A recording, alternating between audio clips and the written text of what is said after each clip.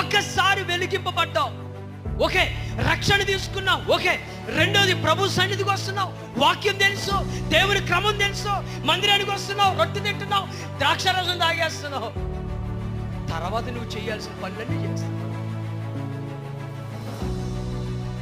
అలాంటి వారిని వాడు ఏం చేస్తున్నారంటే వాళ్ళు ఏం చేస్తున్నారు తెలుసా? నేను అందే ఇందాక చెప్పినాను, బాహాటముగా సిలువ వేస్తున్నారు. యేసు ప్రభు వారిని సిలువ ఎక్కడో కొండ మీద వేశారంటే నువ్వు నేను ఏం చేస్తున్నాం తెలుసా? బాహాటముగా అంటే నువ్వు చేసిన ప్రతి పాపపు పనులన్నీ మరలా అందరికీ కనబడిలా చేస్తున్నావు. తాగుబోతు చేస్తున్నావు, తాగుతున్నావు, ఊరందరికీ తెలుసు నువ్వు తాగుపోతావు. ఎలా చేస్తున్నావు నువ్వు? కారణం ఏంటి? నువ్వు బాహాటముగా ప్రభు సిలువ దేవుని మందిరానికి వస్తున్నావు, తాగుబోతుడు అని ప్రజలందరికీ తెలుసు. కారణం